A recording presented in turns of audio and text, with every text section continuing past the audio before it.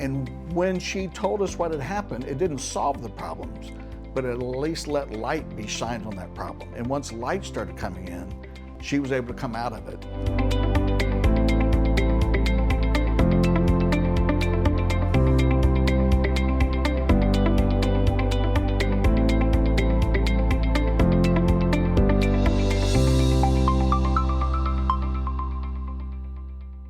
We have Randy Hartley with us today. You're going to want to hear his story of how fathers fight for their children and pull them out of the troubles that they're dealing with.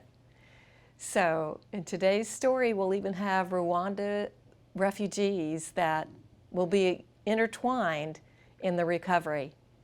So we're so glad to have you with us, Randy. Well, thank you. And I like what you say, fathers for recovery, because I'd say as our Heavenly Father is the main father who helped these fathers pull our daughters out of the brokenness that they found themselves in.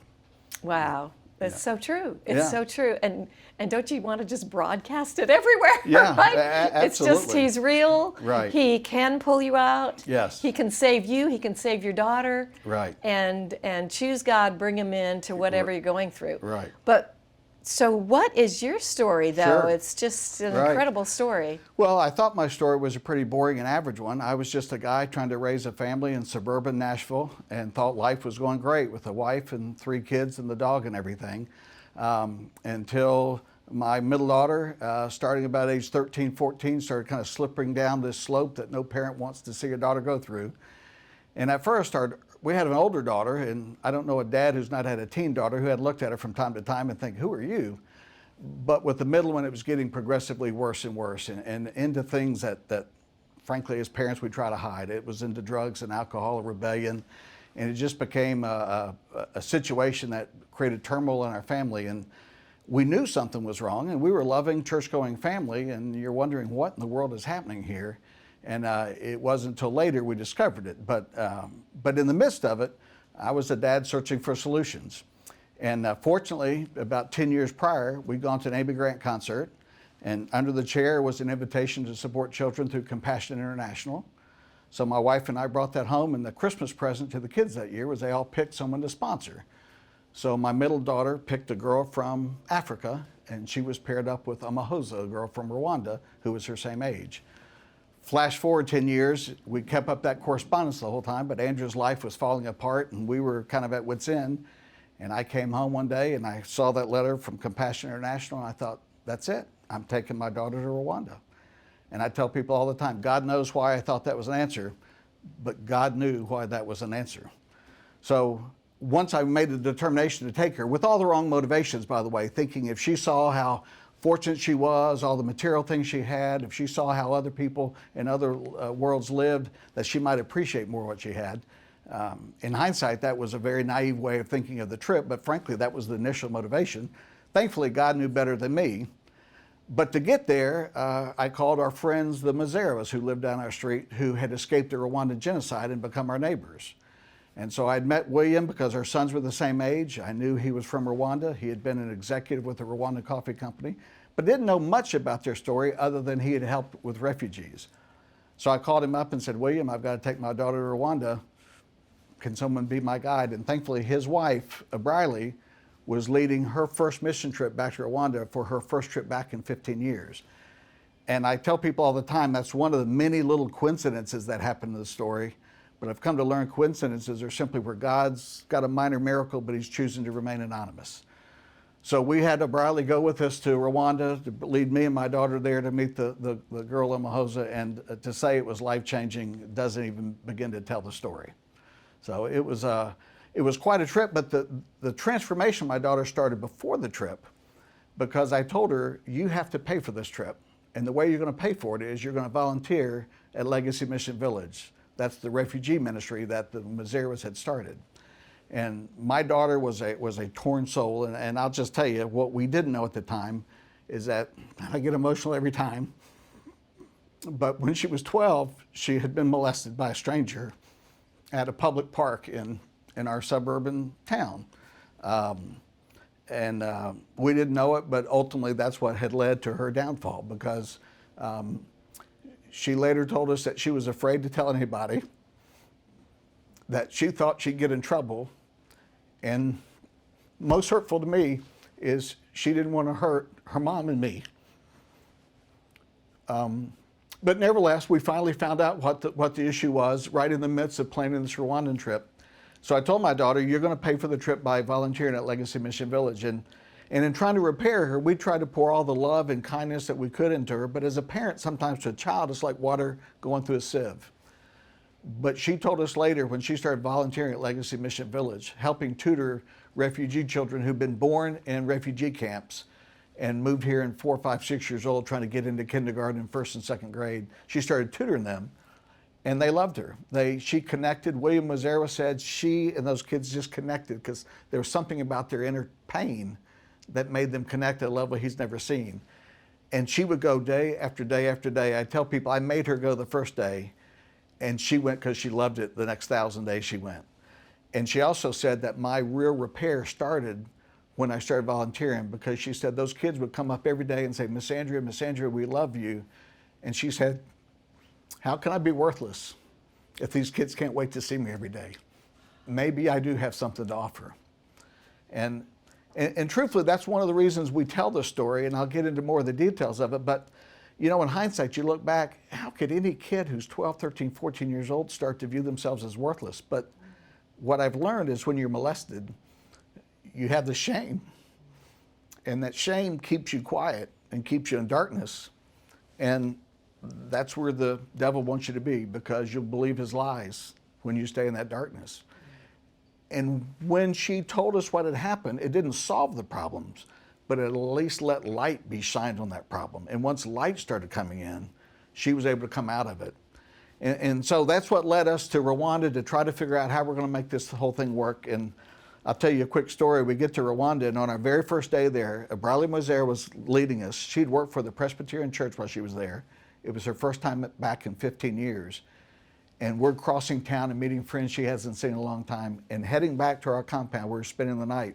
She had our driver said, wait, turn here, turn there through the streets of Kigali. And we parked in front of this nice white house with a big white wall. And Ebralie said, that was our house. That's where we lived. And that ditch is the ditch that we were lined up in and laid in with machetes over our head when the militia came, thinking that we had a child in the rebels' army. And she said, William begged him and said, no, our oldest is 12. That can't be. You've got a mistake. And as we're laying in a ditch, a gunshot rang out. One of the militiamen fell over, and they went up the road and started exchanging gunfire. And she said, I'll never forget. She said, I don't know how long we laid there, because how do you count minutes when you're waiting to die? But somehow William was able to gather him up and bring him back into the house. And she said, we left the next day to escape the genocide, and I've never been back until this moment. The hair on my arm stood up in the back of my neck, and I thought, this trip is going to be something. And I wasn't sure quite what my daughter was getting out of it until later. I learned it, but that just set the stage for this incredible trip. And the more we learned about the Mwizerwas, and I give them all the credit in the world, because what we went through was bad. What they went through was incredible, losing every material thing that they'd ever had, losing most of their family, finally making it to the United States, 3 years for William and a 3-year wait for his family to join him. And they were nothing but grateful for their opportunity. And when they came to America, they started a refugee mission to serve other refugees, because William got to know some of the lost boys of the Sudan who had come to Nashville, and thought, if those were my kids, who would be there to take care of them? And so it was mirroring the grace and the gratitude and the forgiveness that they had to overcome what they did, became the model really for our family to get past it. And that's why, in hindsight, we were so blessed, not just to go to Rwanda to meet Amahosa, but to have them as our host and see what they've been through. But after about a week of these incredible events in Kigali, we finally came time to go meet Amahosa. And frankly, I was a little afraid it would be a disappointment in a strange way, because that was the purpose of the trip. And the trip had been so transformational just in what we're already doing. But I didn't have enough faith in that God had set the table for an incredible trip. So we made our way out to Murambi, about a 3-hour drive from Kigali. I'll never forget, as we were driving there with a compassion person in Ebralie, the children all saw us coming, and the roads are very bumpy and all dirt, and the vehicle couldn't move very fast. And before long, we had 12, 15 kids running behind us, and they're all yelling, Mzungu, Mzungu. Well, driver and Ebralie were laughing. And I said, what are they saying? And she said, they're yelling, white people, white people.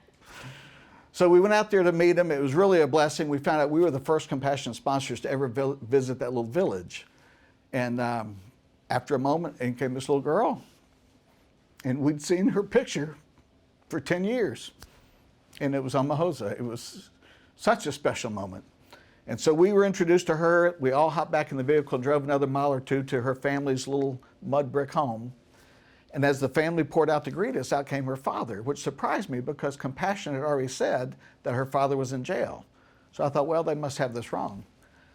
But when we got there and after the initial introductions, her father started speaking and he said, I have to tell you, he said, I went to jail in 2009 when Mwizerwa was 2. And that happened to be the year of the genocide, and I don't think that's a coincidence. He was probably complicit to a degree. But he said, I went to jail and I prayed to God, who would take care of my family? How would my family survive? And he said, God sent me you. So I have to thank you for being the faithful father to my family when I couldn't be here. And that just hit me because here I was, a financial planner from Brentwood, Tennessee, who felt like I had failed, that I was trying to get my daughter back on track. And lo and behold, as my family was falling apart, I was holding their family together, our family was, through our donations with Compassion International. And then he went on to tell me, he said, my wife and I originally couldn't have children, and we were afraid that we would be barren. And in Rwanda, because they're mainly farming and it's your kids or your Social Security, that really is just a, it's nobody wants it, but there in particular. But he said, we finally had a child. And in Rwanda, they don't name their children until after the birth, much like in the Bible. And they name their children oftentimes an attribute or an aspiration. But he went on to say, he said, having that birth, having a daughter restored our faith in God. So we named her Mwizerwa because that means the Redeemer. And I thought, I could have been in the backwoods of Rwanda looking for a girl named the tall or the pretty or the funny. But of course not. We were there searching for the Redeemer. And we were fully redeemed by that trip. And it also showed me that 10 years earlier, we picked up those little brochures at that Amy Grant concert. And at the time that we might have thought that we were abandoned, I learned we weren't abandoned at all. As our God, our Father, had really gone before us. And he laid a trail that we couldn't yet see. But he had to be smiling, because think about this. How could a financial planner from Brentwood have a Tutsi family that had to leave everything they had behind with Rwanda, lead us back to a Hutu family whose father had been jailed from the genocide to meet his daughter who we've been supporting all those years? I mean, I tell people all the time, only God could have taken those 3 stories and wove those 3 families together in a way where it just became just the divine tapestry of what God has. And oftentimes when I tell people this story, they just say, that is unbelievable. And I say, you're exactly right. Because if Hollywood had wrote this story, you could laugh it off and say, that's no way. But Hollywood didn't write the story. God wrote the story, and we lived it. And my book is really just us taking the notes of the journey that started. So thankfully, it was such a restorative journey. My family's taken multiple mission trips afterwards to meet Mwizerwa, to do other work. Our daughter came back a purpose-driven child. She quit cheerleading, which she'd done for 6 years. She volunteered every day of the week to go work at Legacy Mission Village, started bringing her friends to do it. She got virtually straight A's her senior year, went on and got graduated with honors in international studies. She learned Swahili as her second language. And when she graduated from college, she moved to Africa and has been there for 7 years, going there in mission work, because that's what she felt called to do. And so despite my tears, these are really tears of joy now, because our book isn't broken. It's beautifully broken. And if you look at our family, if you look at the Mwizerwa family, you look at Mwizerwa's family, all 3 families had been shattered, and the daughters of the families had been shattered by trauma that they really had nothing to do with. And they were broken. And yet our Father was able to pick up those pieces and put them back together in a way that was more beautiful than before. I tell people it's like stained glass of repairing it. And I also think that helping others is the way to that healing. Because if you look at how my daughter was healed, it was through helping the others that really started putting it together. The Mwizerwa family, I mean, their lives were shattered beyond belief. And yet coming here and starting a refugee ministry, serving others, they'll say is what gave them the purpose to keep going.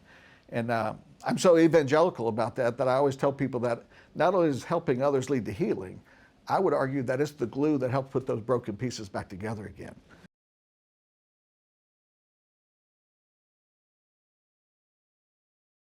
God is love, and love comes from God. In 1 John, the Bible tells us that God is not only all-loving, but that He actually is love itself.